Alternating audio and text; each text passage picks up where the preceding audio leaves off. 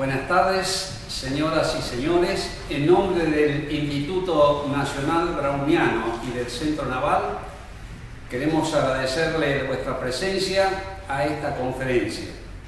Hoy tenemos el agrado de presentar al señor capitán de navío, magíster en historia, don Tomás Merino.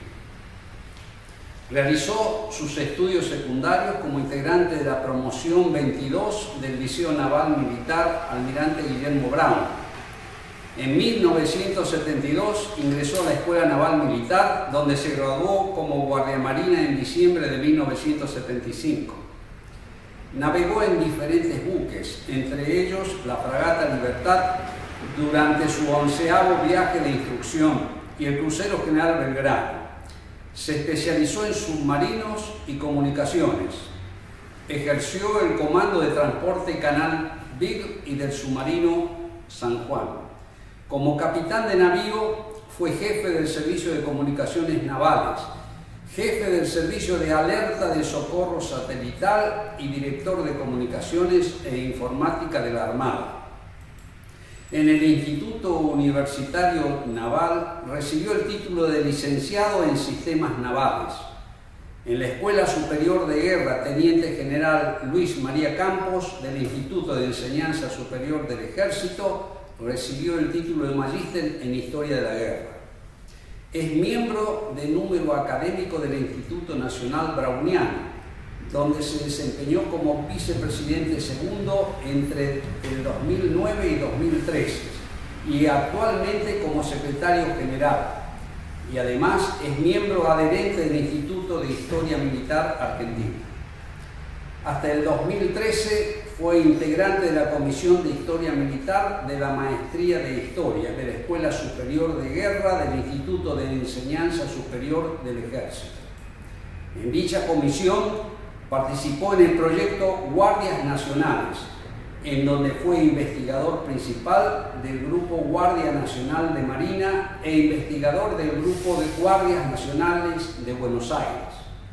Actualmente es profesor invitado en la Maestría de Historia de la Guerra y en la especialización en Planeamiento y Gestión de los Recursos Materiales de Organizaciones Militares Terrestres de la Escuela Superior de Guerra. En enero y febrero del 2017 participó del 20º cruce de los Andes por el Paso de Uspallata, organizado por la Asociación Cultural Sanmartiniana Cuna de la Bandera. Es autor, además de numerosos artículos y conferencias, y de los libros El submarino en la Armada Argentina, Conocimientos, Ideas, Acciones y Decisiones Precursoras sobre Submarinos hasta el 1914, comienzo de la Primera Guerra Mundial. Y desde el 25 de mayo es invencible la causa americana. Combate naval de San Nicolás de los Arroyos, 2 de marzo de 1811. A continuación, el señor capitán Merino expondrá sobre el general San Martín y su relación con el mar. Señor, mucho gusto de tenerlo por acá y el auditorio suyo. Muchas gracias.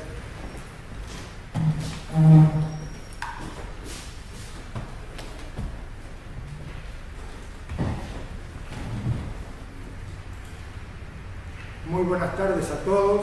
Gracias por acompañarnos.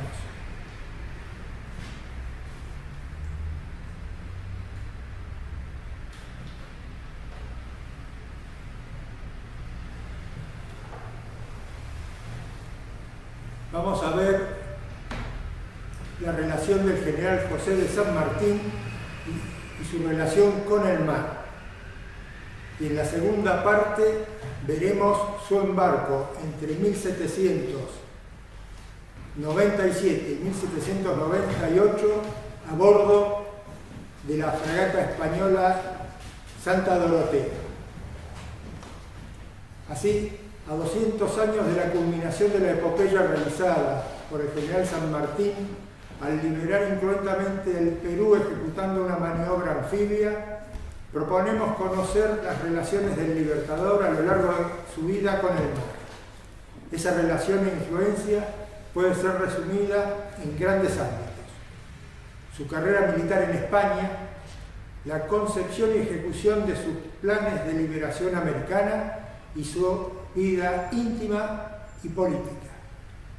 A lo largo de su vida y dentro de estos tres grandes ámbitos, San Martín interactuó con el mar o con las actividades navales en las siguientes oportunidades. Su primer contacto fue a los 6 años, cuando viajó con su familia desde el Río de la Plata a bordo de la fragata Santa Balbina hacia España. Zarpó el 5 de diciembre de 1783 y arribó a Cádiz el 25 de marzo de 1784. Pocos años después, cuando tenía 12 años, entre septiembre y octubre de 1790, siendo cadete del 2º Batallón del Regimiento de Murcia, embarcó en un transporte militar en Málaga para reforzar las tropas en Melilla, en el norte de África, a poco menos de 140 millas náuticas, regresando también embarcado pocas semanas después. En el año siguiente, 1791, entre abril y mayo, ahora ya como granadero cadete del mismo regimiento, embarcó en un navío de la Armada Española hacia Orán, también en el norte de África, donde no desembarca y regresa a Cartagena pocos días después, donde permaneció junto con su unidad militar, presto a regresar al norte africano. Hacia allí retorna pocas semanas después a bordo del navío San Francisco de Paula, para desembarcar en la fortaleza de Mazalquivir, cerca de Orán, para finalmente regresar a Málaga.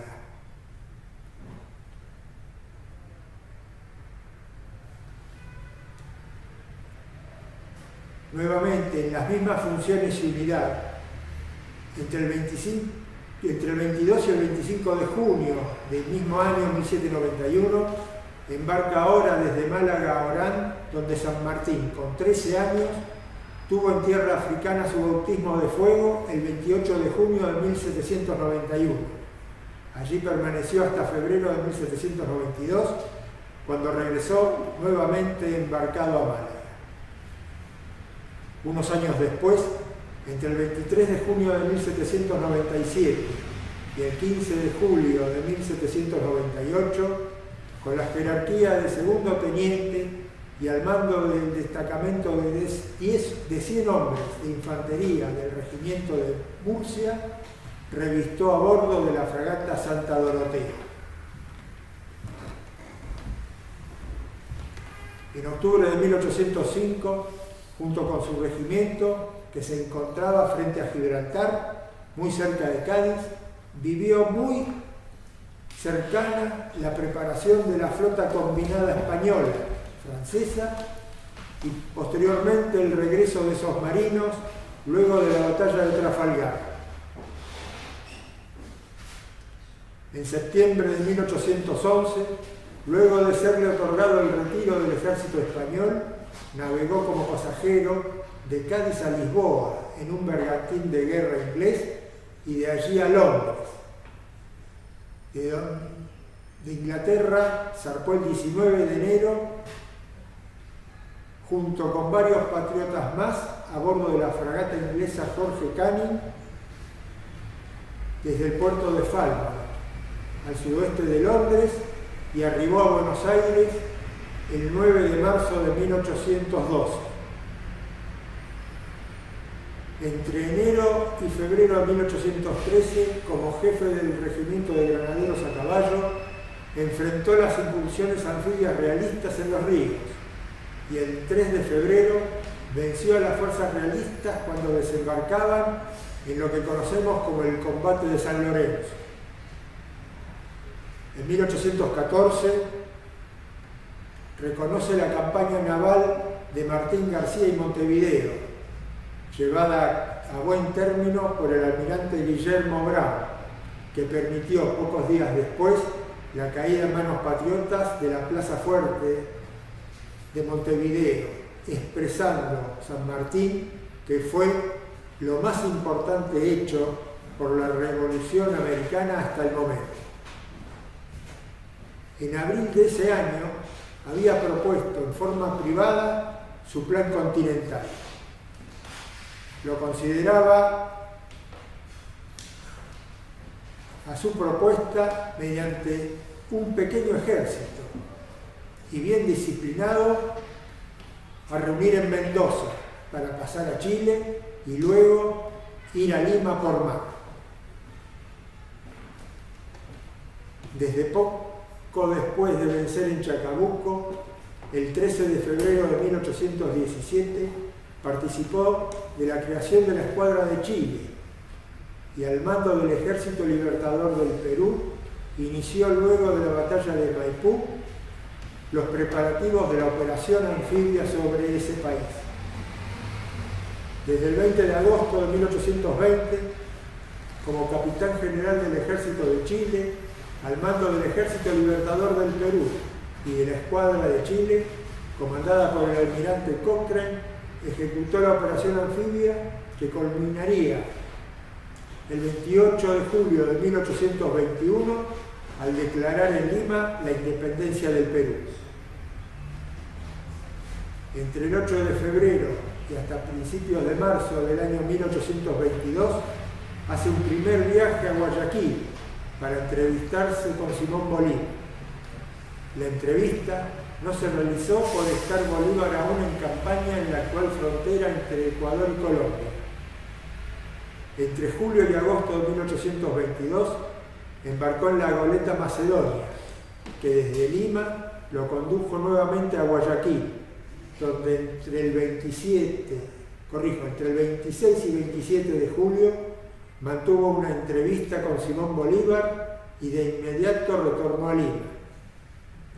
El 22 de septiembre de 1822, a bordo del bergantín Belgrano, zarpó de Lima hacia Valparaíso, donde arribó el 12 de octubre siguiente, y de allí cruzó a Mendoza. De Mendoza estuvo en Buenos Aires y el 10 de febrero de 1824, a bordo del buque mercante de bandera francesa Le Bayonnet, zarpó de Buenos Aires como pasajero junto con su hija de 7 años. Arribó el 23 de abril al puerto de Le Havre, en Francia, iniciando su ostracismo en Europa. El 21 de noviembre de 1828 zarpó de Falmouth a bordo del Countess of Chester hacia el Río de la Plata. El viaje casi finaliza en Montevideo, donde se entera de la grave situación que se vivía en Buenos Aires luego del fusilamiento de Manuel Dorrego. No obstante, el 6 de febrero de 1829 llegó hasta Balizas, frente mismo de Buenos Aires. Permaneció a bordo y el 12 de febrero regresó a Montevideo, donde pudo completar los trámites que necesitaba realizar en tierra americana, para luego volver a su ostracismo en Europa. Existe una noticia periodística de la época que indica que el trayecto desde Buenos Aires a Montevideo lo había hecho a bordo del bergantín de guerra de la provincia de Buenos Aires, General Rondó, llegando a Montevideo el 12 de febrero. El 6 de mayo siguiente zarpó en forma definitiva de América desde el puerto de Montevideo, retornando a Europa a bordo de la nave Lady Wellington. Y su último viaje fue entre el 22 de abril y el 28 de mayo de 1880. Sus restos fueron trasladados desde el puerto de Le Havre hasta Buenos Aires a bordo del transporte de guerra Villarín. De todos estos eventos, donde San Martín se relacionó con el mar, hoy veremos en detalle el embarco como teniente de fragata de infantería, como teniente de infantería a bordo de la fragata Santa Dorotea entre 1797 y 1798. Y queda pendiente para otra reunión en las próximas semanas la operación anfibia a su mando desde Chile para liberar al Perú en 1820.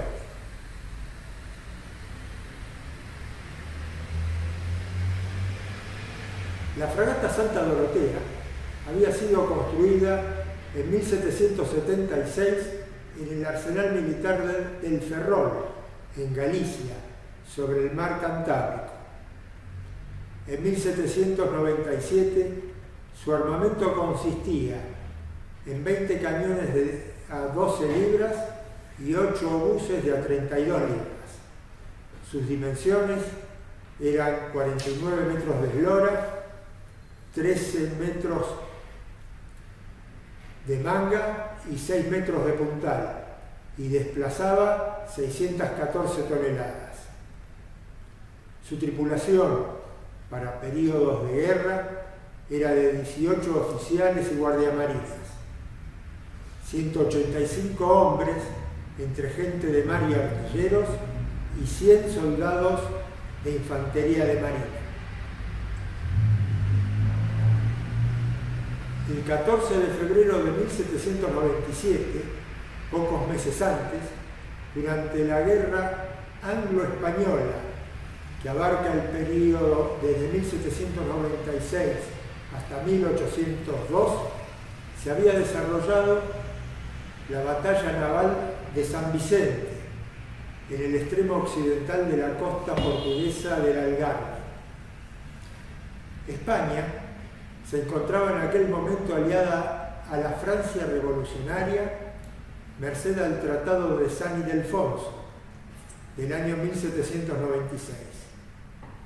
La escuadra española, de 39 naves y 2.638 cañones, había zarpado de Cartagena y luego de un fuerte temporal antes de su arribo a Cádiz, fue interceptada por la flota inglesa con solo 22 naves y 1.430 cañones y al mando de John Jervis, secundado por Horacio Nelson. Ante la derrota, la Armada Española procedió a alistar y poner a son de mar un mayor número de unidades, entre ellas la fragata Santa Dorotea, que se encontraba en Cartagena.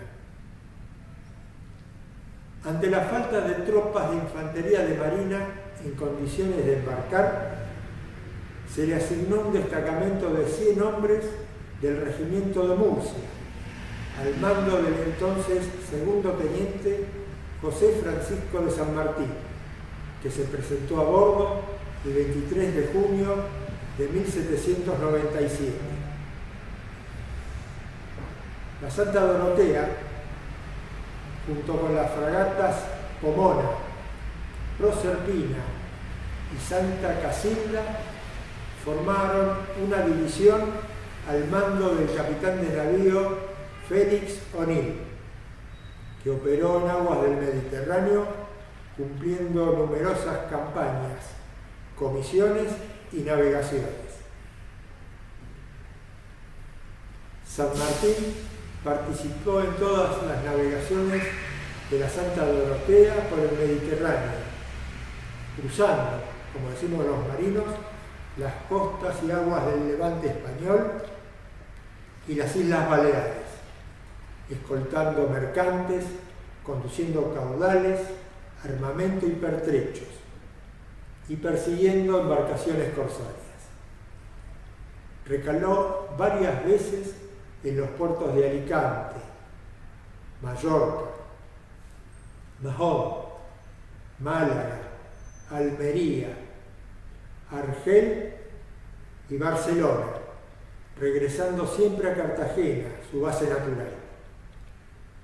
San Martín, a bordo, no se conformaba con cumplir superficialmente su obligación de mandar la guarnición de a bordo, y se dedicó a estudiar las ciencias de los oficiales de marina y alternar con ellos en las guardias de mar. Durante todos estos meses, además de la convivencia con las gentes del mar a bordo, San Martín tuvo la oportunidad de conocer los límites que imponen los elementos. Así, enfrentó vientos y marejadas a la voluntad de los marinos, mucho más relevante en esa época de la navegación a vela que en nuestros días. Así, tuvo la oportunidad de vivir a bordo temporales que, en más de una oportunidad, produjeron serias averías a la Santa Dorotea, como también en numerosas oportunidades tuvo la vivencia de no poder avanzar en la dirección deseada durante varios días e incluso semanas por la persistencia de vientos contrarios al rumbo a seguir.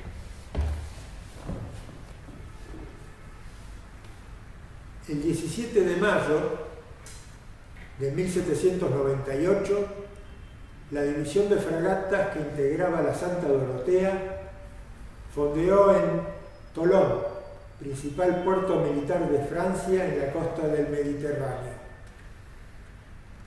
La división de fragatas cumplía una misión reservada relacionada con la posible provisión de pólvora francesa a España, que no se concretó por no alcanzar la calidad de la que se producía en Cartagena. Al arribar las naves españolas, estaba fondeada en puerto la escuadra de la República Francesa, compuesta de 15 navíos, 12 fragatas y otras naves menores, junto con un convoy de más de 100 velas que tenía a bordo un ejército de 20.000 hombres y su tren, o sea, el apoyo logístico, todos a las órdenes de Napoleón Bonaparte. Los oficiales y tripulaciones de las naves españolas fueron agasajados justamente por Napoleón, cuyo prestigio crecía después de sus campañas de Italia y Austria. Al día siguiente del arribo de las naves a puerto, Napoleón ofreció una recepción a la que acudieron varios oficiales españoles y en la que se dice que se acercó al joven San Martín, cuyo uniforme se destacaba entre los demás, y tomando con su mano un botón de la casaca, leyó en voz alta el nombre de su regimiento, Murcia.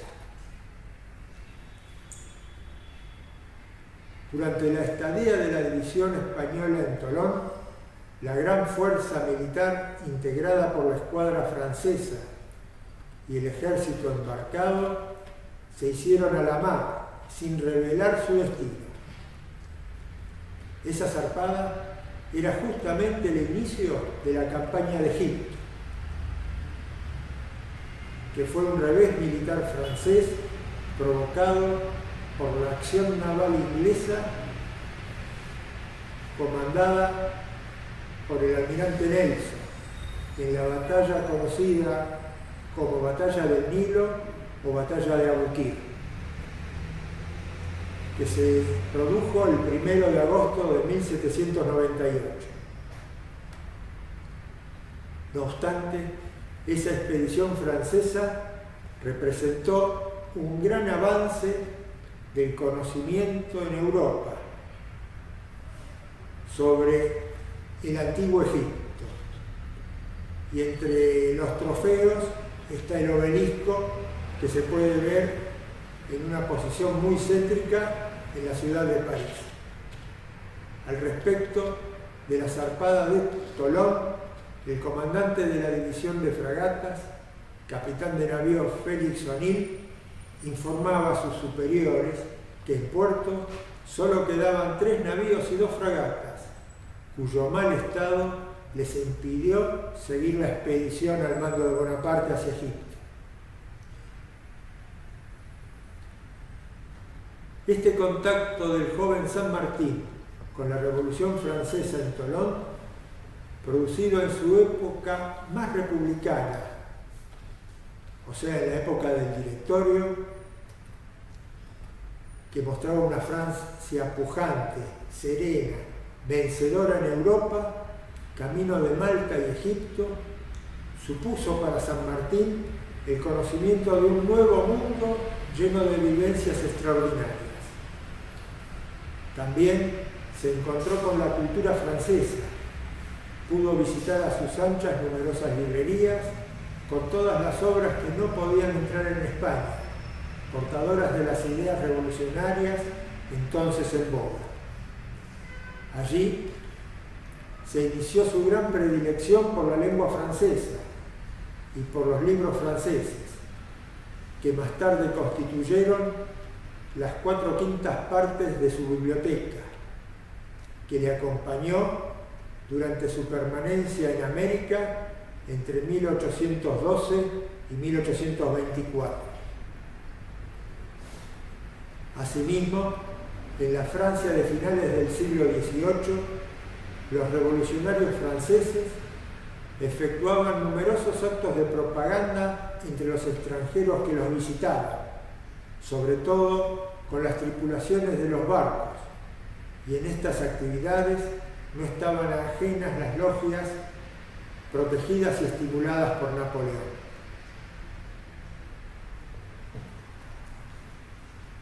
Después de la permanencia en el puerto de Tolón,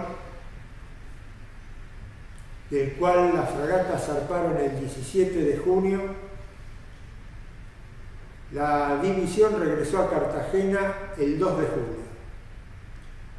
En esa oportunidad embarcó en la Santa Dorotea el piloto Pablo Guillén, quien, siendo unos años más tarde teniente de navío, sería el último comandante español de las Islas Malvinas.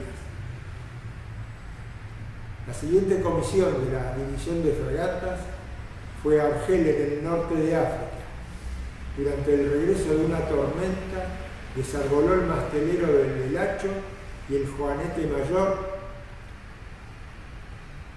viendo la Santa Dorotea, por esta causa, disminuida considerablemente su marcha.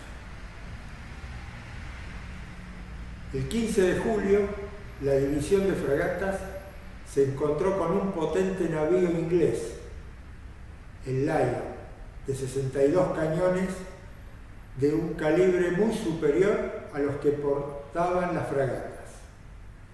El Lion, viendo muy débil a la Santa Dorotea por sus averías y con solo 5 cañones montados en la fragata, se lanzó denodadamente a por ella. Se estableció un bizarro y largo combate de 4 horas, en el cual la Santa Dorotea sufrió un duro castigo, con gran parte de su dotación fuera de combate entre los heridos y muertos. A pesar de los intentos de ayuda de las otras fragatas, que finalmente decidieron retirarse, el comandante de la Dorotea finalmente se rindió con honor al comandante del navío inglés. San Martín, junto con el resto de los sobrevivientes, quedó prisionero de los ingleses y transbordado en alta mar a un bergantín con bandera de Ragusa, que entró en el puerto de Mahón, en Menorca, desembarcando allí a los extripulantes de la Santa Dorotea, entre ellos José de San Martín. Desde allí, pocos días después, los náufragos embarcaron en un bergantín español que los llevó hasta Cartagena, donde llegaron el 9 de agosto. 25 días después del desigual combate naval. Desde ese día, San Martín se mantuvo hasta mayo de 1801 en carácter de prisionero bajo palabra, o como se decía también en la época, bajo compromiso de honor de no tomar las armas contra los ingleses. En esta fecha, en mayo de 1801, se produjo un canje de prisioneros que lo incluyó, aunque la guerra continuó hasta marzo de 1802.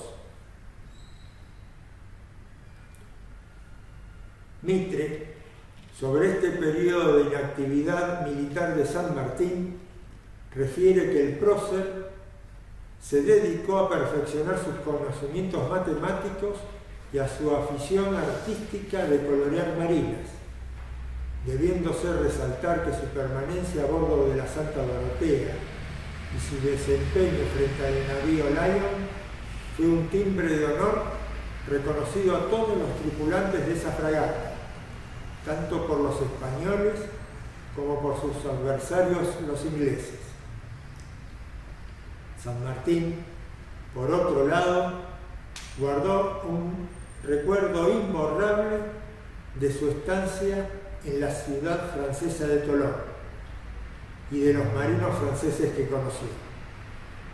En el dormitorio donde falleció, tenía colgadas en las paredes varias láminas representando escenas de la batalla de Abukir, que ya mencionamos hoy, en la que figuraban los nombres de los buques franceses que él había conocido cuando zarpaban de Tolón hacia Egipto. Por último, los conocimientos que adquirió San Martín en este periodo naval influyeron grandemente en su formación militar, inculcándole a esta formación militar una faceta de carácter naval, poco corriente en la mayoría de los oficiales del ejército, que le permitiría, años más tarde, acometer con éxito la campaña libertadora del Perú. Señores, esta primera parte de San Martín y el mar, su embarco en la fragata Santa Dorotea, ha culminado. Esto era lo que tenía para poder mostrarles a ustedes.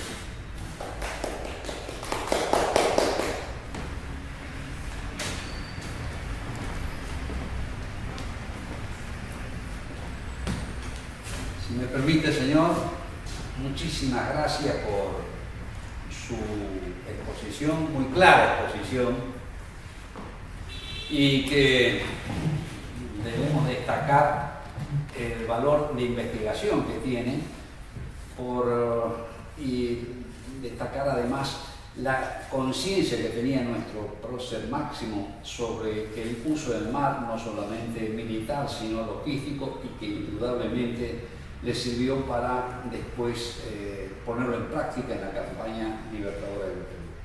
Muy amable por su presencia, por su trabajo de investigación, y lo esperamos en la próxima. Y como recuerdo, queremos entregarle... Muchas gracias. Vamos a ponerlo. Y muchas gracias al Centro Naval, que permitió que el Instituto Nacional Browniano pudiese iniciar una serie de actividades relacionadas con la campaña y la expedición libertadora al Perú y la independencia de la hermana república, de la cual este mes está cumpliendo su bicentenario. Pero bueno, con mucho gusto nosotros lo esperamos para la próxima, que seguramente va a ser, vamos a estar anunciando en la próxima semana. A todos ustedes muchas gracias, señoras y señores, y lo esperamos. La próxima exposición es el día 20 de julio. Muy amable a todos ustedes. Gracias. Gracias, señor.